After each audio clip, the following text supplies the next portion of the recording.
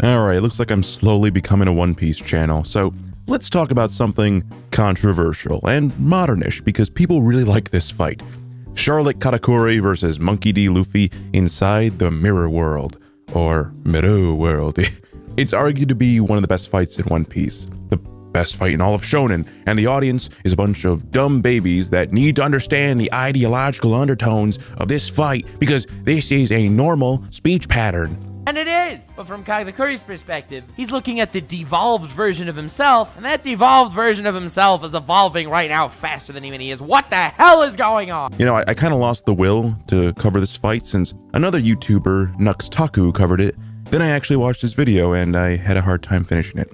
But I didn't want to make this into a hate train, so instead of making some really long, drawn-out trash, let's actually be comprehensive and cover this forward to back, because instead of ramming my one point into your head over and over again, I can give you guys something you'd enjoy and hopefully avoid the ear rape. Insert his voice. Well, if that guy has 7,000 points and that guy has 9,200 points, Which is over 9,000, by the way. Mr. 9,200 will win. Ladies and gentlemen, round of applause for Cyberman. Sorry, Krillin. The fight between Katakuri and Luffy is really the highlight of the entire whole Cake Island arc. The fight is meant to be one of the toughest in the series and acts as a way to measure Luffy's overall power. He gets curb stomped by Big Mom and, spoiler alert, he gets curb stomped by Kaido too. So Luffy is effectively at around a commander level in strength, which I've always hated assigning ranks and power levels in anime because stories are designed around contrivances and conveniences, not made with like charts and stuff. Luffy beats Katakuri right now. That puts Luffy above Yonko Commander tier. That is a level that we cannot place on Luffy's shoulders as of now. God, I hate that voice. So let's do what's the difference? And really there isn't a lot. The fight spans from episodes 849 to 871, while the source material manga spans from 877 to 896. So that's a 22 episode versus 19 chapters. That's not as bad as you might think, and it's definitely not as bad as I thought. With adaptations, it's all over the place with how much bloat or how much fat you want to cut. For example, let's take the Harry Potter books. They are a huge fucking time sink to read, clocking in an average reader about 4 hours to read and hopefully comprehend it. And the movies are a 2.5-hour experience. One Piece, well, a chapter can be read in about 5 minutes, but the amount of information, details, and set pieces can realistically be made to make each chapter a nice 20 to 30 minute episode. Someone online was gracious enough to actually cut all the fat for this fight on YouTube, and the fight clocked in at about 2 hours and 8 minutes. That's a whole fucking movie of fighting. Add to that the bloat of all the crap Nami and Sanji are doing, it made it feel like this fight took an eternity, but it technically wasn't. Not exactly. I mean, 2 hours is still a lot of time fighting, but still nowhere near, Goku versus Frieza. One Piece has never been good with compressing the manga. In fact, looking back in the histories, they don't compress at all. Marineford, for example, was an almost one-to-one adaptation, with being 31 chapters and the anime being 33 episodes. Punk Hazard is literally a pure one-to-one ratio, 46 to 46. Dressrosa, that monstrous long arc, that was a beast to adapt. It was 102 chapters, yes, not even joking, to 118 episodes. But the whole Cake Island arc is, this is actually a bad case for stretching the manga. 78 chapters to 95 episodes. But here's the thing, it's not really Katakuri's fault. It's more like Sanji's and Judge's fault. Blame them. There's also just stretching a scene to make it seem more important than it actually is. Like, I don't know why they had to play the badass music for Nami just for smashing some mirrors. I would never have thought to do that if I were adapting it. It was just a quick moment in the manga. Oh god, I'm gonna be known as the guy who complains about One Piece. Trust me, I love this series. The fight begins in chapter 877.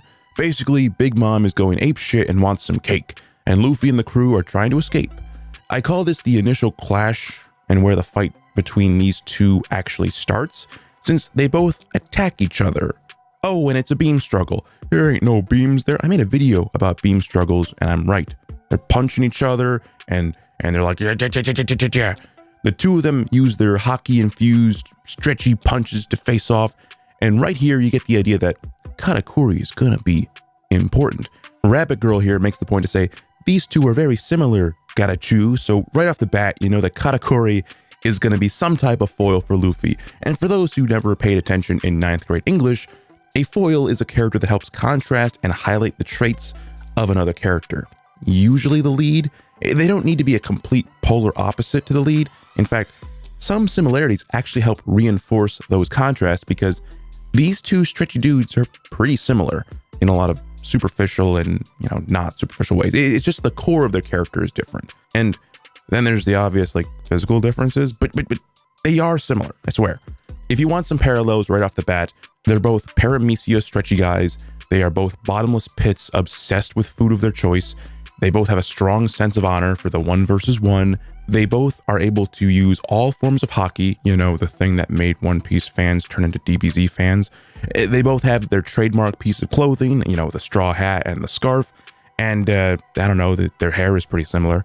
The differences that are highlighted is their experience. The Mochi Man over here is, he absolutely trounces Luffy both in years of being a pirate and his mastery over his fruit. Katakuri has an awakened devil fruit. They have different physical builds, like I stated before, and the most important one to contrast is their reasons for fighting. And we'll get into that one later, because that's the core of their character.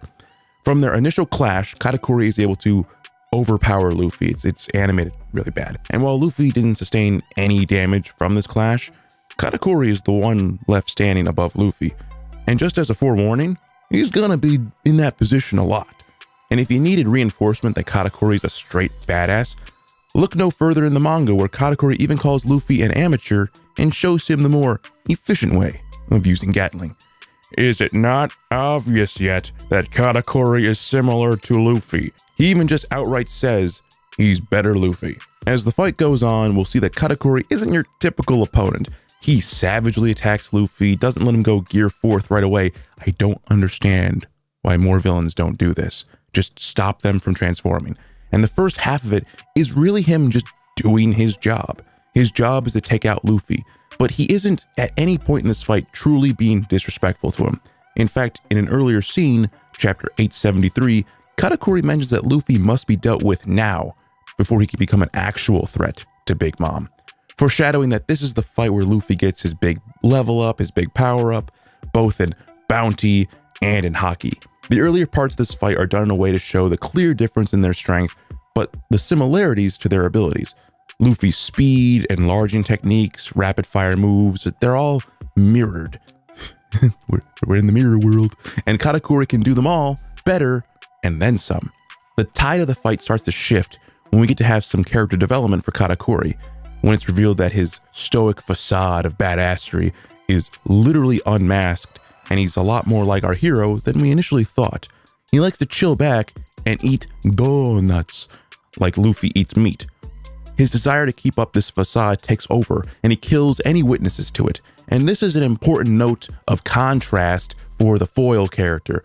Luffy doesn't mask who he is, and Katakuri does. And because of this reveal, Luffy's able to get in some attacks, showing that this is the first sign of him doing real damage to him, because up until this point, Luffy wasn't hitting shit for dick. The true tide of this fight, the real tide, is when this bitch enters the fight, Flampe. And while many can argue that this is essentially a deus ex machina, divine intervention to allow our heroes to win, and it kind of is, it's the clear change of ideology for Katakuri. Katakuri goes from a son doing his job, defending his homeland from an invader, to a man-on-man duel. And he doesn't want his pissant little sister get in the way of this bromantic clash. He doesn't give a shit about his appearance to his family anymore.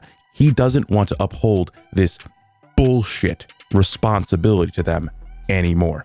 A family, I might add, actively disrespects him for his physical abnormality and wanted to kill him for it. I don't understand this scene with Flampe. Dude, those teeth are badass as fuck, man. Your little sister's retarded. Katakuri is now fighting Luffy as an individual, just an individual. Now he has no backing. He's not a member of the Charlotte household in his mind anymore. His family isn't the driving motivator for this fight. It's his own sense of honor. Luffy, however, as we know from hundreds and hundreds of chapters of this damn series, is still fighting for his family. You see, Luffy may have the same manly man meat sense of honor as Katakuri, the same type of honor where you'd want an honorable 1 versus 1. I've said honor too many times, but Luffy's motivator is his friends and family. He's both fighting for himself and for the chance to see that family again. And while they might not be flesh and blood like Katakuri's, they actually support him like a truly loving and good family should. The two of them have their dramatic clash, and while it's a close finisher, Katakuri loses and falls on his back. You know, that thing Katakuri swore he'd never do just because he wanted to make his family happy? Nope, he fell as an individual versus Luffy's strength of always getting up because he has something he really wants to fight for. Then at the end, Luffy places a hat on top of Katakuri's face as a sign of respect, since Luffy can get a good read on anyone. And pro tip, it's not because of hockey, but because Luffy is a good person. I hate hockey so much, it ruined One Piece. Fight over. As an adaptation, it was rather enjoyable, and if you cut out all the fluff like YouTube user Sanji G66, you know, you get like a really good fight. It drags a little bit, but it was good. I'm pretty sure that video is going to be taken down by the time I edit this, so get it while you can. The fight does tend to drag, but as we compare it to the manga, it's reasonable for the length to be this way. The fight was 22 episodes over 19, which, let's just do a little bit of rounding and reduce it to a 1.1 to 1 ratio. It's pretty good. It's pretty close. And really, the fluff is just attributed to tiny little things that animators do, like Luffy being in G4 for a little bit too long, and the attack animations being dragged out and not being as fast. But honestly, it's not the worst thing. I'm sure when this arc gets condensed into a movie, a lot more fluff is going to be cut out. I think a lot of the issues is when they're like standing around talking back and forth, or they're just monologuing in their head. I think this fight may allude to Katakuri being an important character, you know, for later arcs. And it's not the first time, I say this because it's not the first time someone who was a villain joins the crew. Remember Frankie? Yeah, I do. Because apparently Oda didn't. He hasn't done anything in post-time skip that's meaningful. Katakuri got an entire character arc where he unmasks and even steps on the scarf that kept him in check for his insecurity. He's a fully realized character now, and how awesome would it be if Luffy got him on the crew? He'd be in stiff competition with Zoro.